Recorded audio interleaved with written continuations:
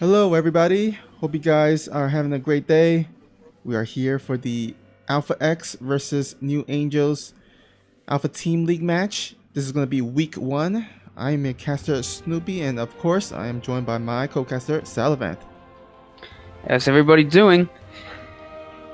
Which season is this of the ATL America's Pro? I believe this is season 13. Well, there you go. That's a lot of seasons. I Yeah. believe we casted a lot of season 11.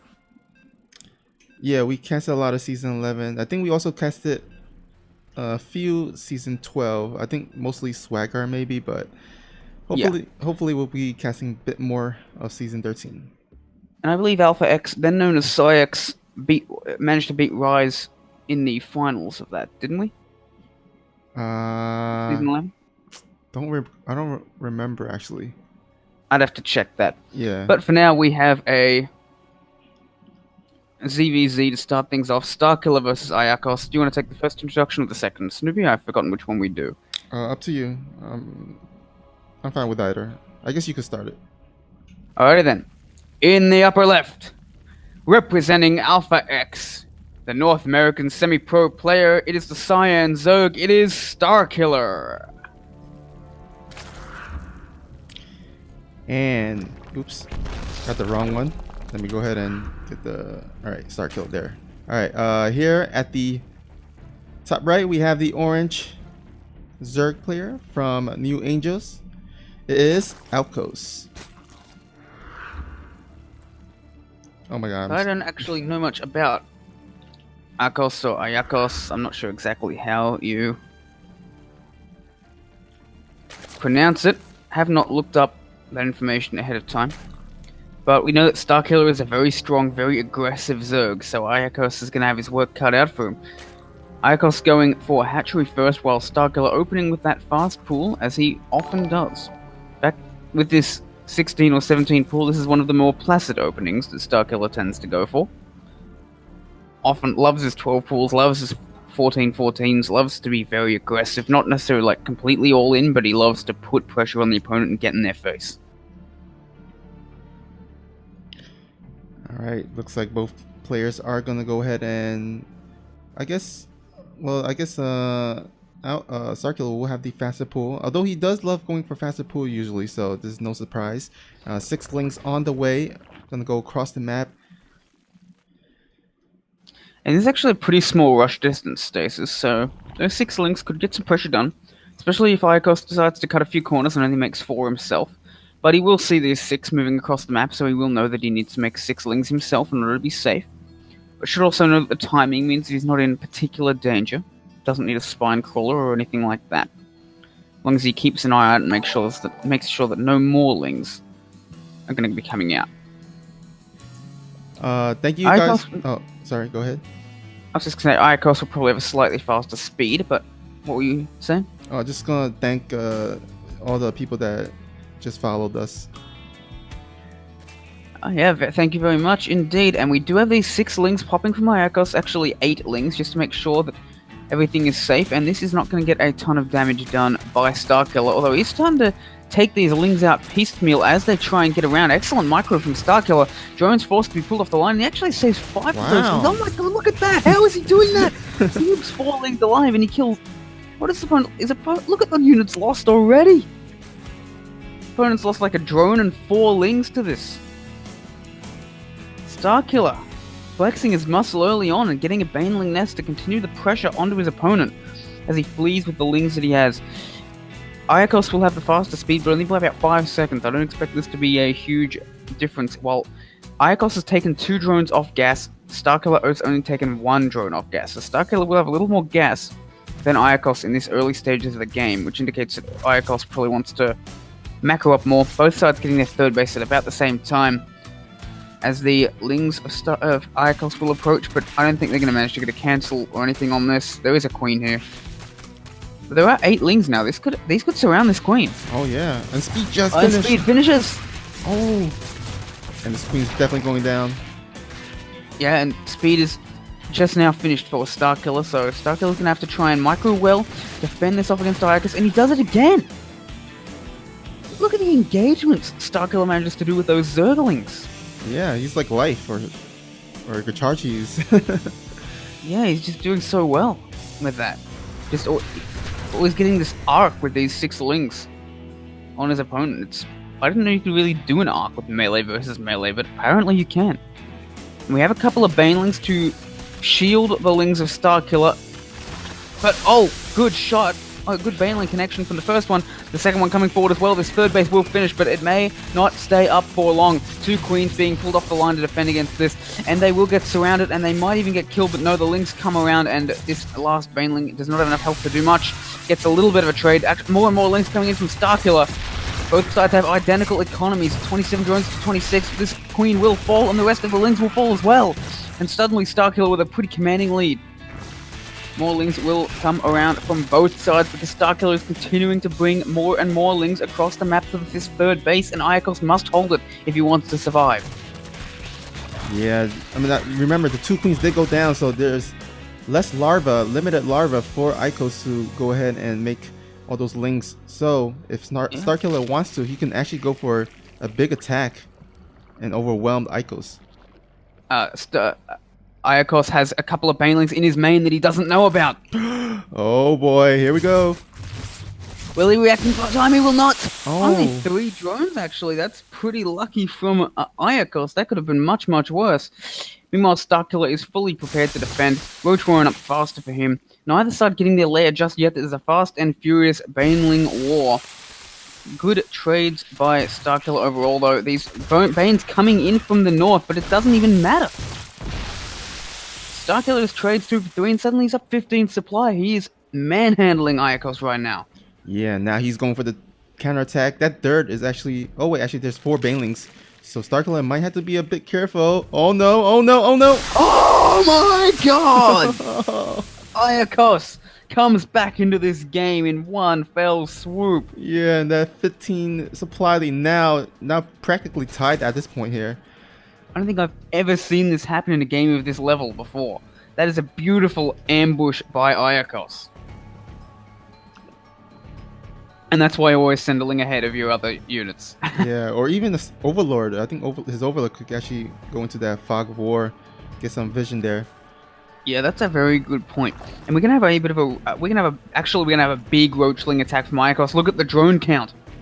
Oh no. Iacos is all in with this. Okay, he's got enough roaches, but he doesn't have any lings to defend against this, or banelings for that matter. So the lings of Iacos are gonna have no answer. Starkiller looks like he might just. I think he's just gonna sacrifice this third base. Yeah, he's elected which is probably a wise retreat. move. He knows if Iacos has this many units, he cannot have that many drones. So he's just gonna let this third base go down and try and defend on the high ground with this ramp. Making more and more roaches to defend, and I think he will hold this with this new amount of roaches. If he tried to fight at the third, I think he would have just lost the game. Yeah, I love that. Look at that. Yeah. I love that Iacos is only attacking with a small portion of his forces, and he's keeping the rest back to ambush Starkiller if he tries to move out. And that's exactly what's happening now. Starkiller doesn't know. He's gonna get surrounded with these lings. Oh no. And everything is going to be attacked. Oh my god, Iacos might have just won this game, actually. This is a beautiful move by Iacos, trapping Starkiller, tricking him, getting him to come forward without knowing the extent of the forces arrayed against him. And Iacos, who was behind so much early on in this game, looks like he might be marching forward. 11 more roaches on the way from Starkiller, but will they be done in time? I mean, the point of reinforcement for Starkiller does favor him, but there's still a lot of roaches left. Yeah, he's pulling the drones. He's got a few, and he's forcing Iacos back, but Iacos has more and more Zerglings coming across the map as well. Oh, I think Starkiller might have held here. Yeah, but now Iacos is in a decent position. He's only down 9 workers, and it is 3 bases to 2. But he's continuing to commit with his aggression, perhaps a bit too heavily. This could actually hurt him. But the thing is that as long as Iacos is doing this, how is Starkiller supposed to take a third base? He has to slowly push out and build up. He has to slowly build up his roach count to the point where the lings don't do much anymore. But +1 ranged is about to finish for Starkiller, and that means he 2-shots lings instead of 3-shotting them. And suddenly this mass ling style becomes much less effective for Iacos. Yeah, that's a good point. Icos is his army composition is mainly Lings, which Roaches does really well against that. Starkiller is right now ahead, well, with 25 Roaches against only 6 Roaches of Icos. He's even getting +1 Carapace, which is a very anti-Ling sort of upgrade. But it's also worth noting Iacos is caught up in the worker count and is now up up a couple of workers, but Starkiller has a lot more Roaches. His army is stronger now. Look at these Lings, they're just going to melt. Yeah, I mean... Starkiller is up 25 supply in Roaches. Exactly. Now his army supply is 64 to 38. And what's the use of all those drones if you don't... I mean, the dirt base, if you don't have enough drones to saturate it. I mean, currently Icos is only 45, which is enough to saturate only 2 bases, practically. Well, the extra lava does help. As you can see, Starkiller's floating a little bit of money and forced to get double upgrades just to spend his cash. Yes. While Iacos can spend all of his on whatever units he favors. But he does have a lot of Lings that aren't really going to be all that useful now. His best bet would probably be to try and use them for some sort of counterattack or backstab if Starkiller tries to move out. And Starkiller is taking the gold base in an attempt to catch up in the economically, while Iacos is going to attack 2 places at once with these Lings. He's going to attack the natural, and then if the Roaches of Starkiller pull back, he's going to attack the 3rd base as well. Great moves by Iacos. Yeah, there are a few Roaches in position. Yeah, Icos taking advantage of his mobility of those speedlings, but Starkiller, he did have a few Roaches at the natural park there, so does not lose too much, only 3 drones, so not too bad. I'm amazed at how good these players are. Like, every time they make a move, I'm like, oh wow, what are they going to do against that? And the other player's like, yeah, I already knew who was going to do that. I have units in position. I'm like, I would have just probably like lost half my mineral line to that. I know, right? Me too. And he's doing it again. But there's more Roaches from there, and they're just ready. Iacos making great moves, but Starkiller making just as good moves. He knows. Yeah. He just knows. And now Starkiller is mining off that gold base, which, as the game goes on, is going to definitely help him in terms of the economy. Oh yeah, he's got a bit of an economic lead now for the next few minutes. The other thing about gold bases, though, they don't have as many minerals at the fields. Actually, they do have as many minerals at the fields, but they mine out faster. So if the game goes very long, this could actually help Iacos. But Iacos doesn't seem to have any desire to keep this game going on longer than he has to.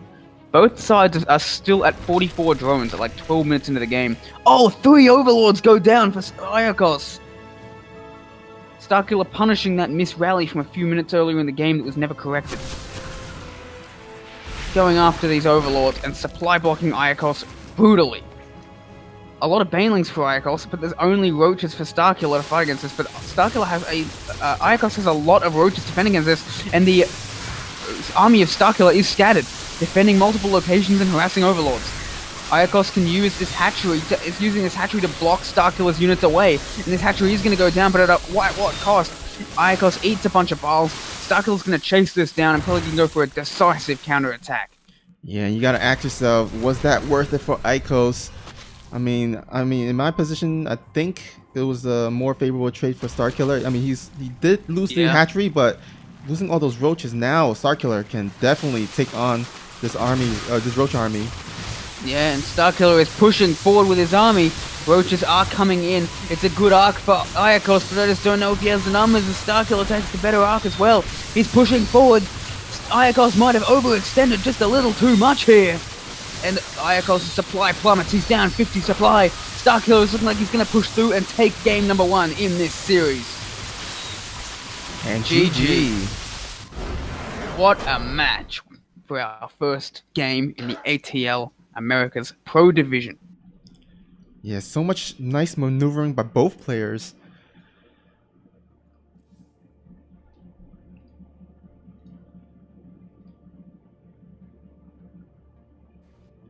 Alrighty, and now we're gonna head into the second game here, which will be taking place on the map of Automation, or Automaton. Yeah. Yeah, Automaton. I always get it confused with Automation as well. And it will be a PvP. Another mirror matchup.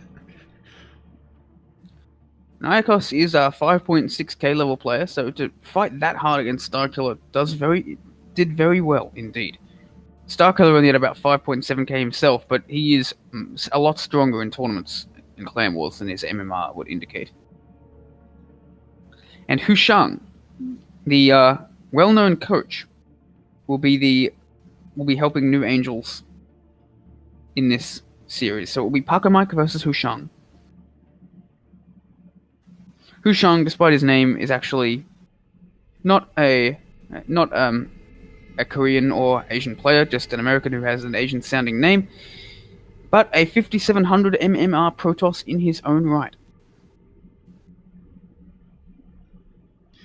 Alright, just making sure Nemesis got the map making down.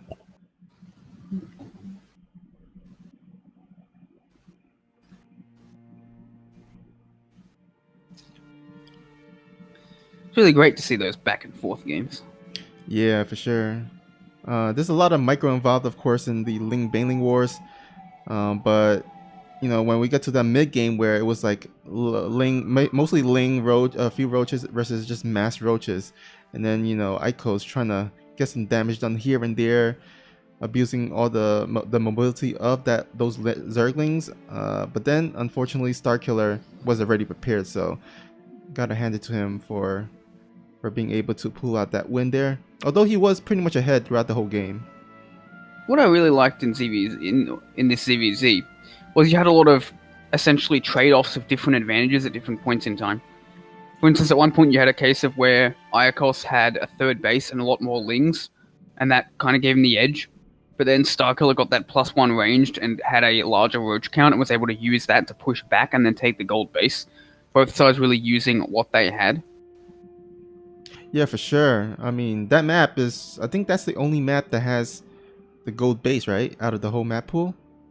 Or at least that's close, I guess. Automaton has one as well. All right, yeah. But that is, yeah, that's one is, yeah, that's a it's a lot harder to take. It's a lot harder to take than the one on Stasis is. Mm-hmm. That's the one with the rocks that let you actually mine it from your fourth base if you're so inclined, but I don't think I've ever seen that happen. Alright, let's see what's going on in the chat here. Sniper SCCA says this layout is sick. Thank you. J Skippy says Snoop Salupi, best casting duo. Heart. I love you too, Skippy, one of our oldest fans. I guess longest fans would be better. Maybe one of our oldest fans. I don't know how old you are. Yeah. Antis is reborn, which I'm assuming is Antis says Star Winner. That's a nice name, Star Winner. Yeah. Now we'll see if Parker Mike can join it. Hey guys, could we get a bit of a color change from someone, if that's alright? Red versus yellow PvP is hard to cast.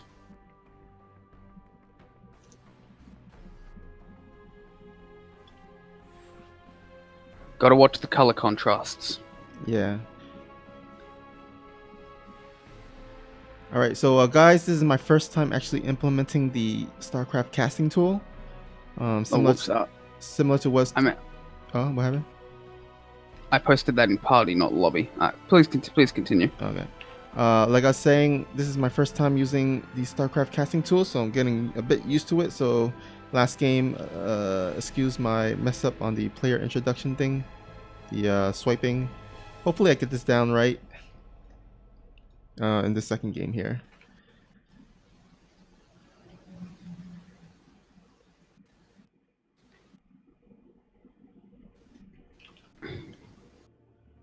Alrighty, both. Changing his color. Trolled us a little bit by changing it to orange, but then changed it to blue for a nice contrast. I like that. Bit of humor there. Yeah, Hushang, a bit of a cheeky guy. Understands the casting game quite well as well. You gotta understand what casters go through to make a joke like that in the first place. So here we go. Automaton. In the bottom left, representing Alpha X, looking to bring it up 2-0. It is the red Protoss. It is Paco Mike. All right, got it. That one so far. All right, at the right corner of the map, we have the blue Protoss from Angel Wings. It is Husang. Oh yeah.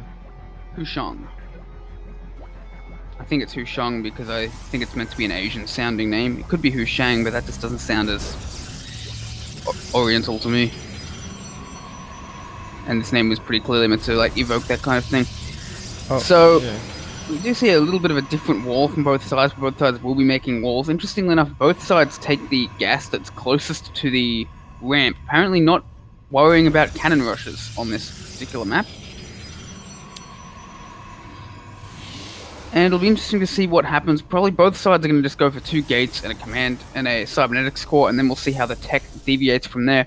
I think this is a very, very, very good map for Stargate. Yeah, there's a lot of... Actually, in the main base, there's a lot of, I guess, dead space that you can fly around to. And there's just so many angles you can hit from as well. Yeah, for sure. So I would not be surprised to see a Phoenix War in this one. We'll have to see how this all pans out.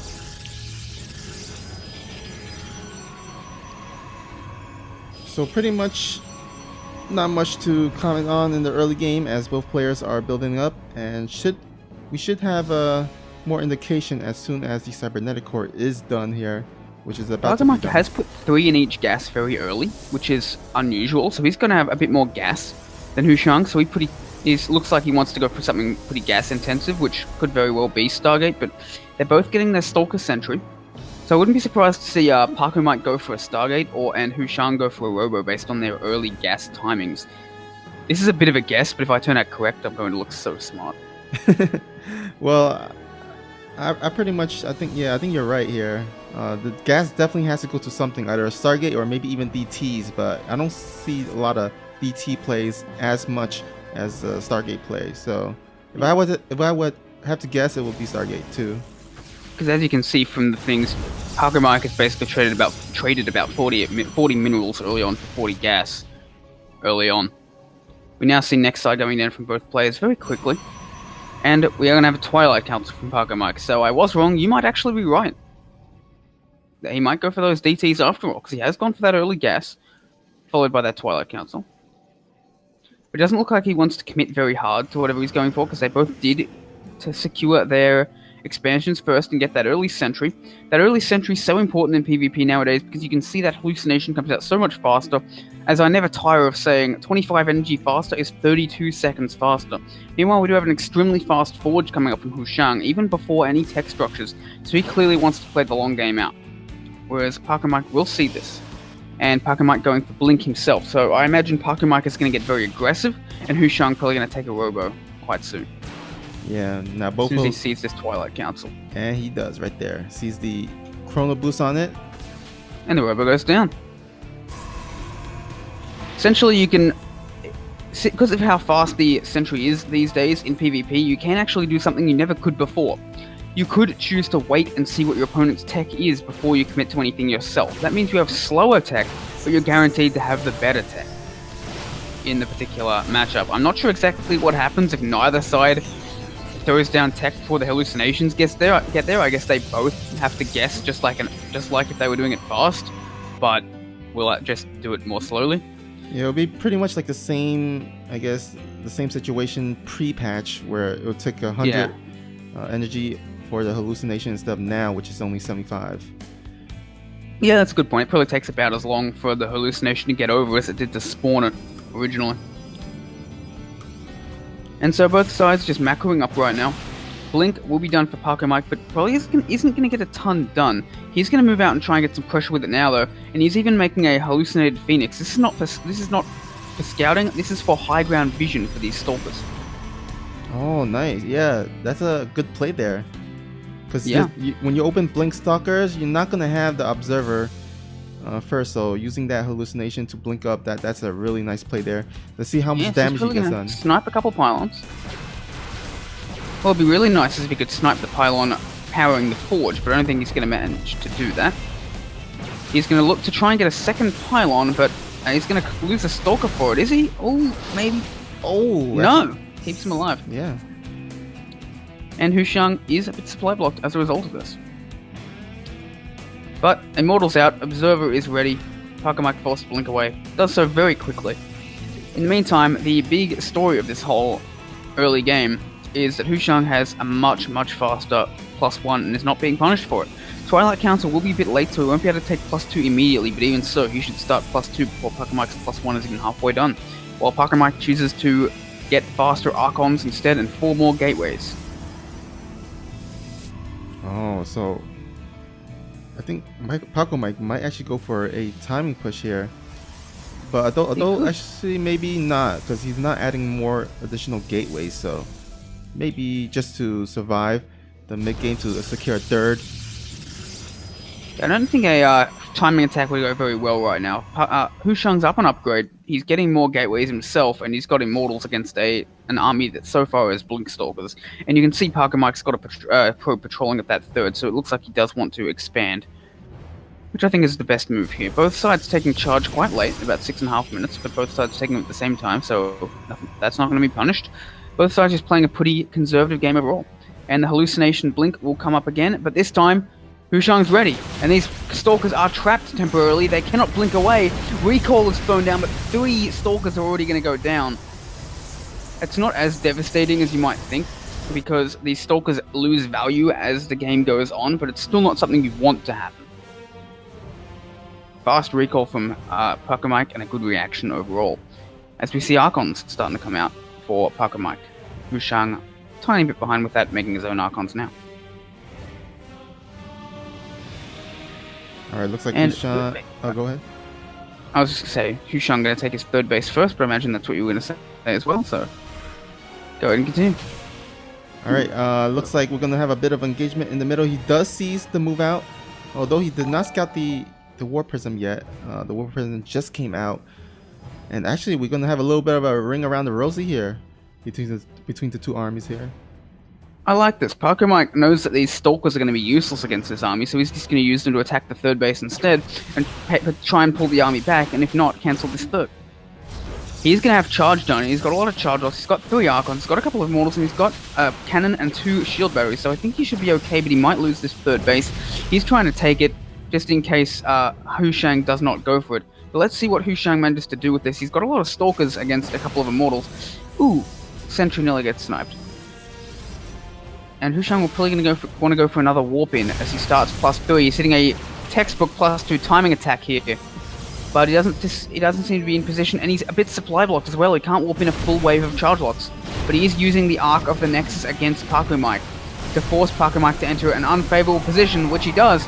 These Zealots are sort of trickling in one by one, and that might be a mistake for Parker Mike, but Parker Mike comes in with the Stalkers from behind. Oh wow, and that's it. Yeah, it's all over. Parker Mike, I didn't even see those Stalkers come back. But Parker Mike, with great positioning, I think he sniped the Warp Prism with them as well. Yeah, and that Warp Prism was basically his reinforcements. So no reinforcement, and also with the surround, and that was pretty much GG there.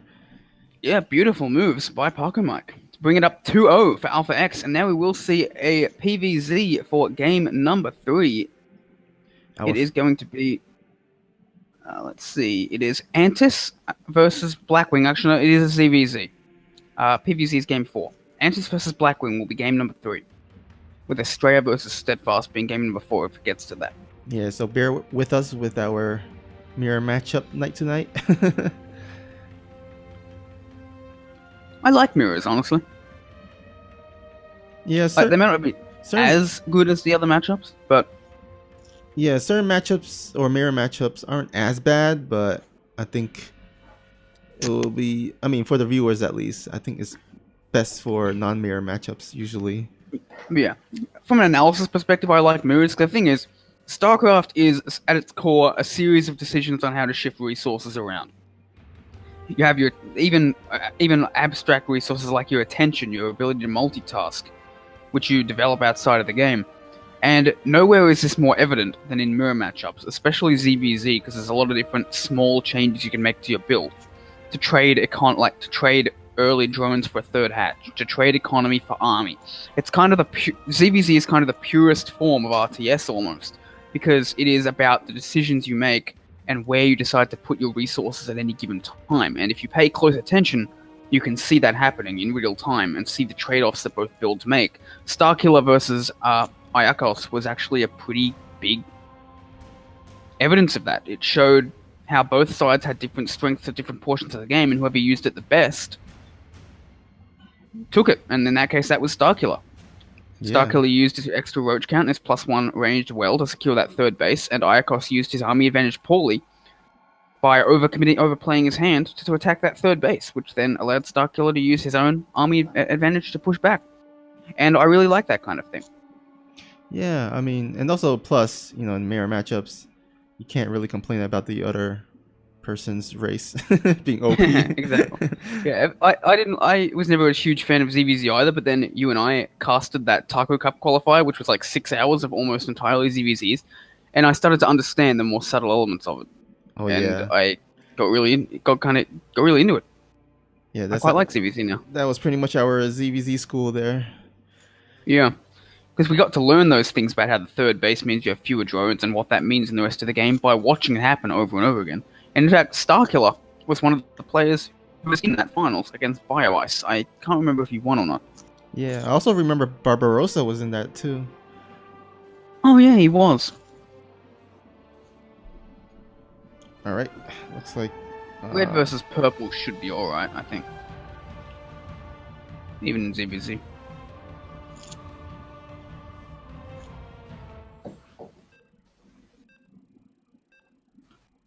Not ideal, but they're not like right next to each other. Like red and orange are. So, AlphaX is up 2-0. Yep, one game away from winning this first week here. It's all on Blackwing's shoulders now. And even if he wins, Steadfast has to get past Australia, so it's going to be a pretty bumpy road. But in the bottom right, in the bottom left, representing AlphaX, looking to close the series out 3-0. Decisive opening week so far. It is Antis. Oh man, it keeps messing up with the name thing. All right, there we go. All right, here at the top right, we have our purple Zerg player from, well, I guess he hasn't got a different clan right now, but I guess NwAs. It is Blackwing. I love the icon for Blackwing. Is that infested Cyril? It looks like Cyril to me. I think so. Yeah, it's an infested Cyril. That is very cool. I like it. Nice. I think that's from the WCS portrait or something. I'm not sure. Could be. Yeah, it looks like it's professionally done. AlphaX, meanwhile, we've got our new gold dragon icon, which I quite like. So both sides going for pretty much the same opening early on. We see the hatch, then gas. The hatch gas pool, very standard for both sides. Both sides wanting to get into a macro game on Cerulean 4, at least early on. ZVZ can shift very, very quickly. One player could very well go for a Ling Bane, a very fast Ling Bane aggression, or even a Ling Bane all-in off this. We'll just have to wait and see how the game develops. Yeah, Sniper SCCA in the chat says, I predict a Zerg will win. Maybe. I'm not sure. It's gonna be a tough prediction there. 50-50 chance, right? Either it happens or it doesn't. Yeah. Fun fact. This thing may turn out to be technically wrong because Antis identifies as a Protoss player now. Oh yeah, that's true. He's switching his race. But he is playing Zerg for now because I'm guessing his Protoss is not yet up to scratch. Now Blackwing is going for a very fast +1 melee upgrade, which indicates he definitely wants to commit heavily to those Zerglings. Might even want to go into Mutalisks later on. Or he's going to go for just a very fast timing attack with these Zerglings. +1 melee makes these Zerglings do so much more damage. They do 20% more damage if they have that +1 melee, because they only deal 5 damage per swipe normally. While Antis is going to take a fast third base and try and defend it. So we see these early divergences from these players. Yep, and looks That- like I think Blackwing went for +1 melee before he even went for speed, didn't he? yep. Yeah, yeah, he's going speed for is it. only just now on the way. He's So gonna it's definitely this. definitely. It's interesting. It's very interesting. He wants to commit so heavily to Lings, but not until a little bit later on. Without speed, he's not going to get anything done with these Lings. And a Baneling Nest coming up for Blackwing, so it becomes pretty clear that he definitely wants to commit to this Ling Bane. I'll be interested to see how this develops. Yeah. Blackwing not taking a third base. Well, Antis does scout this. He does have the Overlord at the third, sees no third, and he can definitely sense that there might be an attack coming, especially with that scouting that Baneling Nest in the front there. Yeah, and Antis is getting ready. He's making 4 Banelings. Actually, he's going to be the one to press the issue. He's going to make the attack. Oh. How does he know? I don't understand. I don't understand how he knew that there was no speed. And he's going to take out this first queen immediately. There is no energy for transfuse. Banelings are trying to be morphed, but it's not fast enough. Banelings looked like they were going to get into the natural mineral line, but they changed their mind, go for the main instead, and just decides double or nothing while Blackwing desperately tries to split his drones away. I think going for the natural might have been a better move, but these Lings are getting so much damage done. The Banelings continue to attack Lings instead of drones, trying to win this game right here instead of going for the guaranteed economic damage. Get some strong shots. 6 drones down for Blackwing. Andis up 10 supply already, taking out a bunch more drones. Oh, look at that sniper sharpshooter with those Lings, taking out 3 very wounded drones, just sort of hanging around, trying to defend against the Banelings. And suddenly, Andis is up 20 supply, and Blackwing is forced into a counterattack. There's Lings already on the way for Andis once again. Yeah. And defensive Banelings on top of a ramp. Andis has 4 Banelings. These Lings are not going to get anything done. More Lings coming in for Andis, killing this lit queen. He does not let a low health unit survive. He is a sniper. But good Baneling connect from Blackwing to hold on for a little bit longer, but he needs to get something done. It is 3 bases to 3 now, but Andis has hit for longer. And is trying to attack with these Banelings on the middle of the map, but Blackwing not gonna fall for it. Blackwing is down 20 supply though. He's in a seriously bad position right now. Jesus, But so +1 much, melee is done. so much action around the map here. Yeah, I've been talking at full speed, Yeah. speed for like a solid minute at this Yeah. point. Scouting Baneling tries to see what it can get done, but Andis not going to fall for it. Bit too clever, but Blackwing saves it. Good connects from Andis from those 2 Banelings, but there are still 5 Banelings left for Blackwing, so these Lings cannot approach too fast. The Banelings of Andis trying to detonate on a clump for Blackwing. That would basically be almost the killing blow. Andis is up 30 supply and making 9 roaches though, so he is in the absolute driver's seat in this game. He is the attacker when he's up 16 workers. And Andis even has a counterattack ready, and it's going to go into the natural right now. Andis just does not let Blackwing do anything. Blackwing cannot catch a break. He has to move back again. And meanwhile, all this time, Antis is building up his roach count. Look at that. Andis is blocking the ramp with his Lings to get as much damage as possible with those Lings. He just knows his matchup so well. It's like he's just completely outclassing Blackwing right now. Exactly, and now it looks like Blackwing is gonna go ahead and go for a counterattack, knowing that he did suffer a lot of damage. But look at all those roaches already prepared. There's roaches, there's Banes. Yeah, this isn't gonna get anything done. Although Blackwing has decided to go for the economy of Andis, pushing straight into the natural while attacking the third with Lings. Is Andis gonna be ready for this? The Baneling split up. Oh my god! Oh, that could have been so good. Oh, look at that. That could have been like 10 drones killed. But the Blackwing just messes it up a little bit. And he's attacking it. These drones now, 6 drones down for Andis. But already, actually, Blackwing is taking losses on the other side as well. Cleans that up. Both sides fighting so hard, but Andis is just getting the better of every single exchange. Every time. He's up almost double the supply of Blackwing now. Yeah, and there's not a roach horn out yet for Blackwing either, too. So he's gonna just rely on Lings at this point. 1-1 is about to finish, so this is basically his final stand, but there's just no way. There's just nothing he can do. Yeah, there's no Spire, there's no roaches. I mean, and he's down. He's up 2 upgrades, but it just doesn't matter when he's got nothing but Lings. Look at the army supplies on both sides. Triple the army supply for Andis. 10 Banes on the way. A mass Baneling Bane attack is going to be basically the last stand of Blackwing. He has to get serious damage with this done.